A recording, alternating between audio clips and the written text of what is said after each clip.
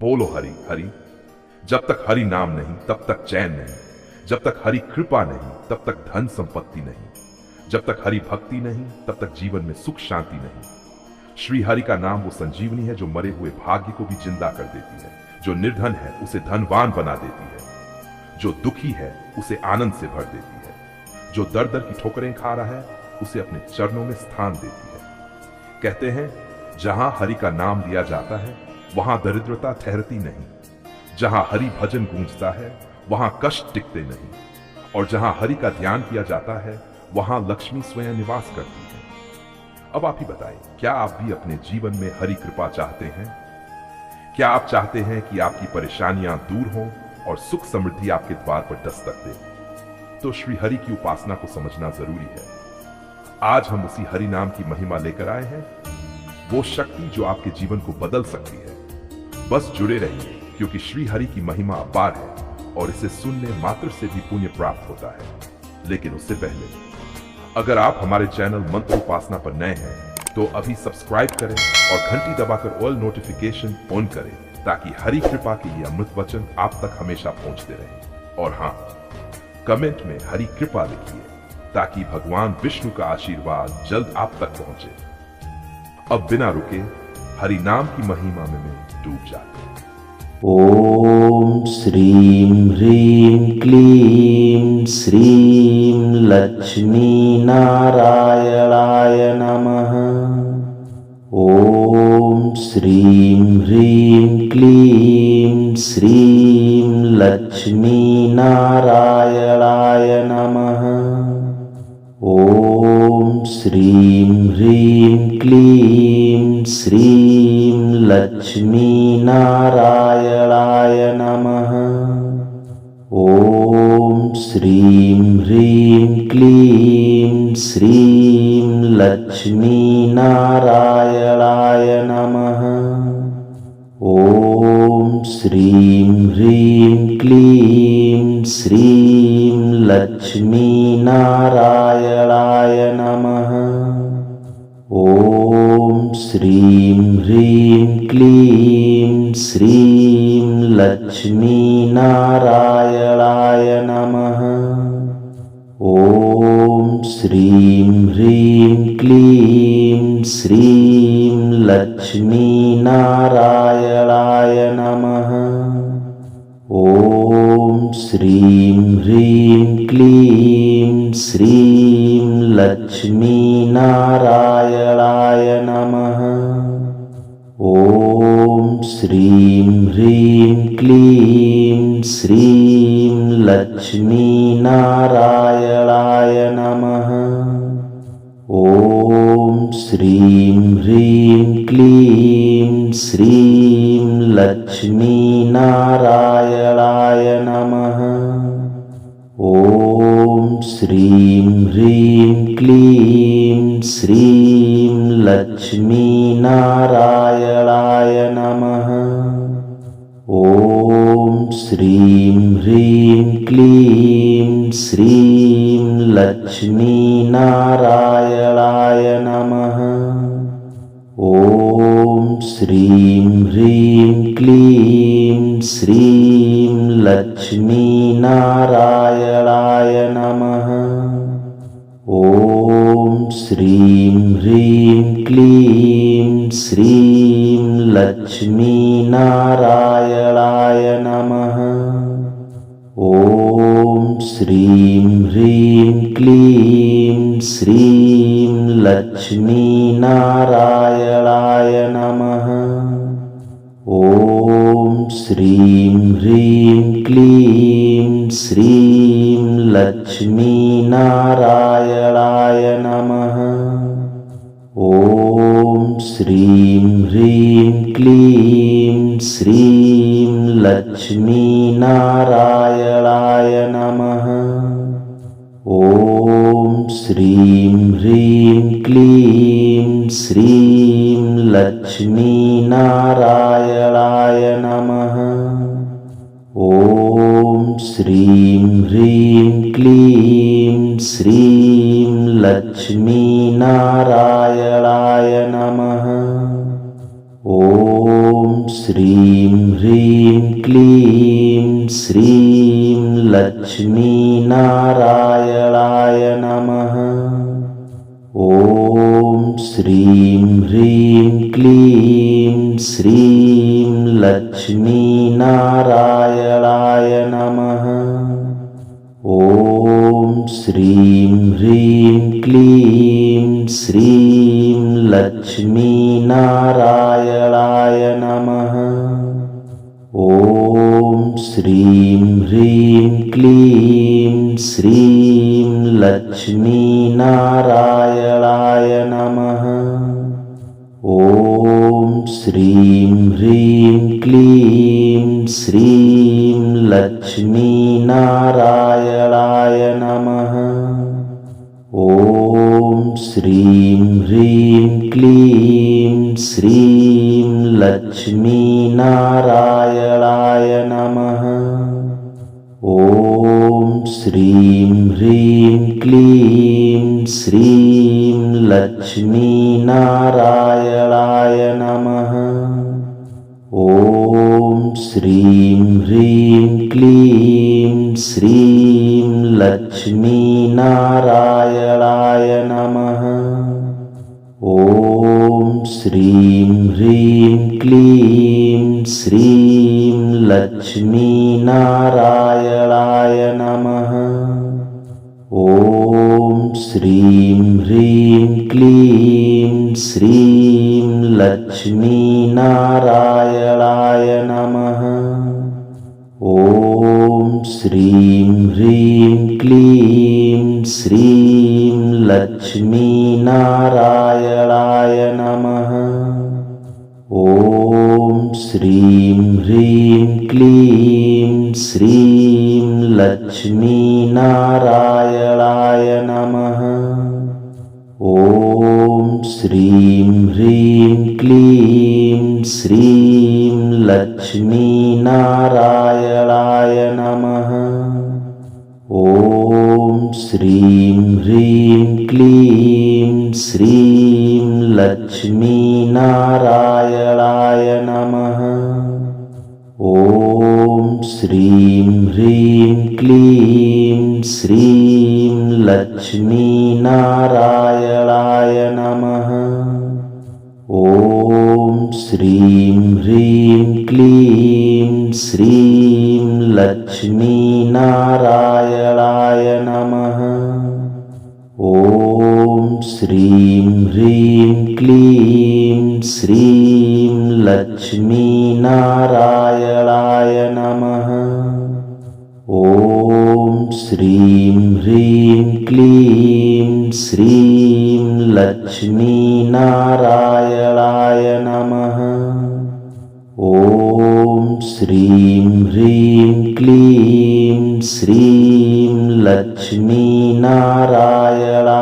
नमः।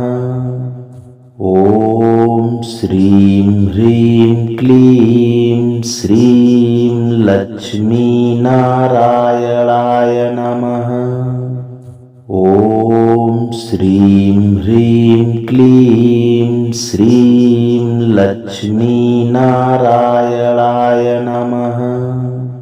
ॐ श्रीं ह्रीं क्लीं श्रीं लक्ष्मीनारायणाय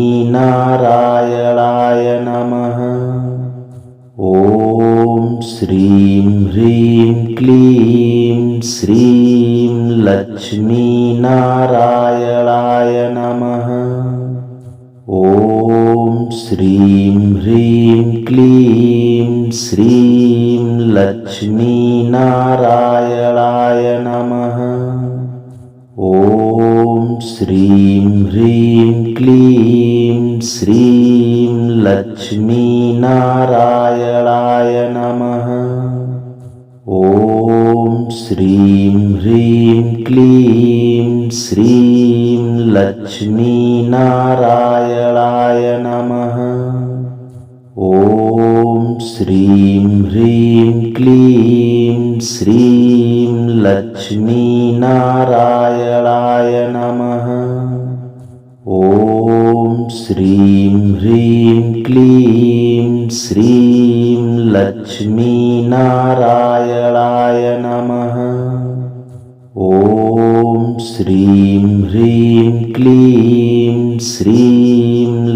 लक्ष्मीनारायणाय नमः। ॐ श्रीं ह्रीं क्लीं श्रीं लक्ष्मीनारायणाय नमः। ॐ श्रीं ह्रीं क्लीं श्रीं लक्ष्मीनारायणाय नमः। ॐ श्रीं ह्रीं क्लीं श्रीं लक्ष्मीनारायणाय नमः।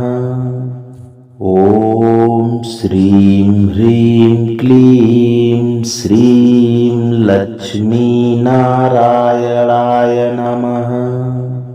ॐ श्रीं ह्रीं क्लीं श्रीं लक्ष्मीनारायणाय नमः।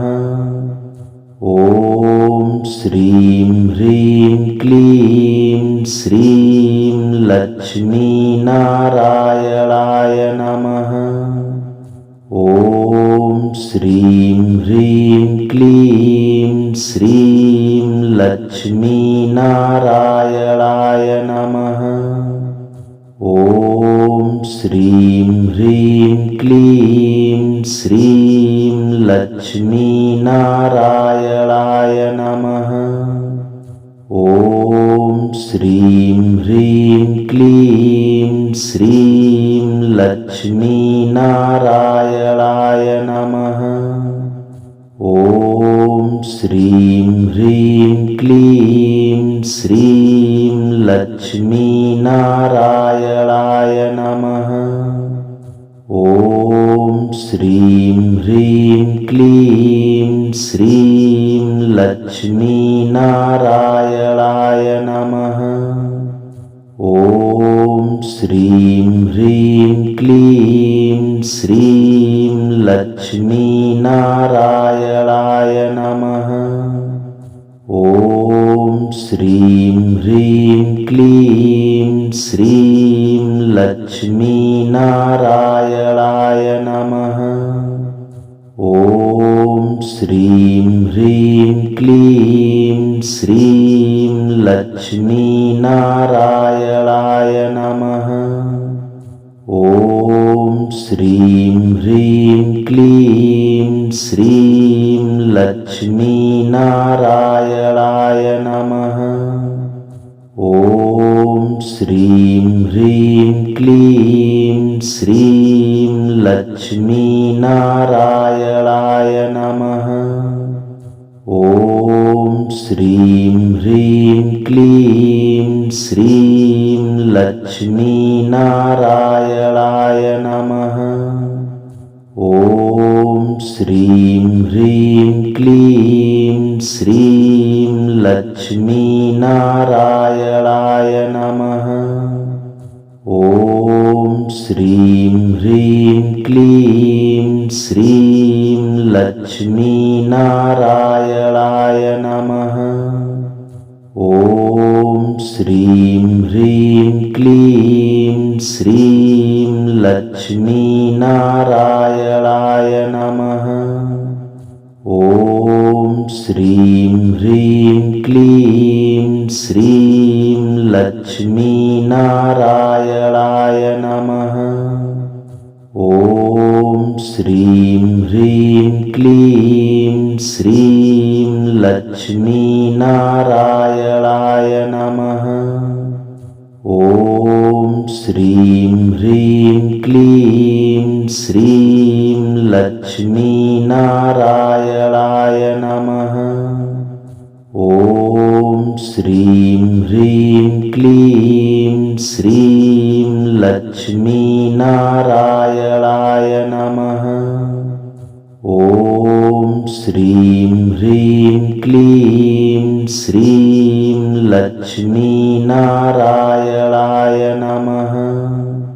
ॐ श्रीं ह्रीं क्लीं श्रीं लक्ष्मीनारायणाय नमः।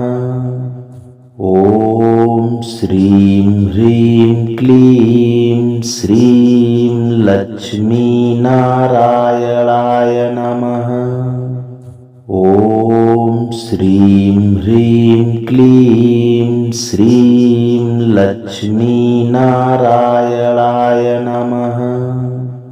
ॐ श्रीं ह्रीं क्लीं श्रीं लक्ष्मीनारायणाय नमः।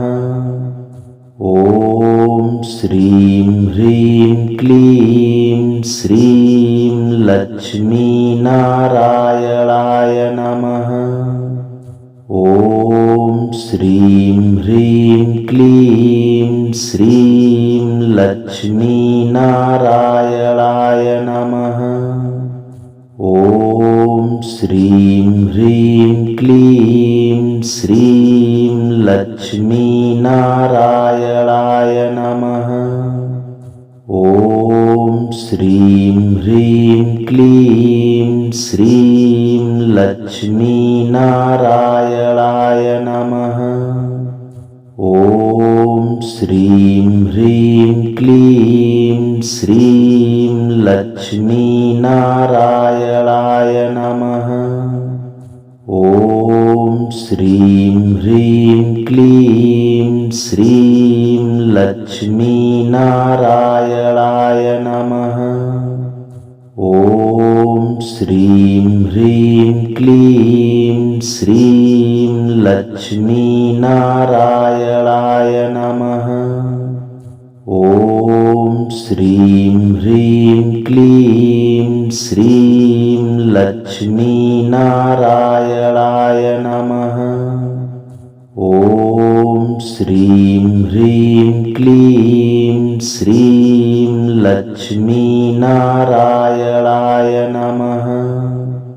ॐ श्रीं ह्रीं क्लीं श्रीं लक्ष्मीनारायणाय नमः। ॐ श्रीं ह्रीं क्लीं श्रीं लक्ष्मीनारायणाय नमः। ॐ श्रीं ह्रीं क्लीं श्रीं लक्ष्मीनारायणाय नमः। ॐ श्रीं ह्रीं क्लीं श्रीं लक्ष्मीनारायणाय नमः। ॐ श्रीं ह्रीं क्लीं श्रीं लक्ष्मीनारायणाय नमः। ॐ श्रीं ह्रीं क्लीं श्रीं लक्ष्मीनारायणाय नमः। ॐ श्रीं ह्रीं क्लीं श्रीं लक्ष्मीनारायणाय नमः। ॐ श्रीं ह्रीं क्लीं श्रीं लक्ष्मीनारायणाय नमः। ॐ श्रीं ह्रीं क्लीं श्रीं लक्ष्मीनारायणाय नमः। ॐ श्रीं ह्रीं क्लीं श्रीं लक्ष्मीनारायणाय नमः। ॐ श्रीं ह्रीं क्लीं श्रीं लक्ष्मीनारायणाय नमः। ॐ श्रीं ह्रीं क्लीं श्रीं लक्ष्मीनारायणाय नमः। ॐ श्रीं ह्रीं क्लीं श्रीं लक्ष्मीनारायणाय नमः। ॐ श्रीं ह्रीं क्लीं श्रीं लक्ष्मीनारायणाय नमः। ॐ श्रीं ह्रीं क्लीं श्रीं लक्ष्मीनारायणाय नमः। ॐ श्रीं ह्रीं क्लीं श्रीं लक्ष्मीनारायणाय नमः। ॐ श्रीं ह्रीं क्लीं श्रीं लक्ष्मीनारायणाय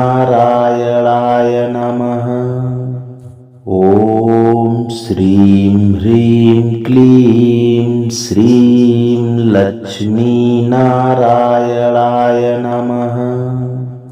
ॐ श्रीं ह्रीं क्लीं श्रीं लक्ष्मीनारायणाय नमः। ॐ श्रीं ह्रीं क्लीं श्रीं लक्ष्मीनारायणाय नमः।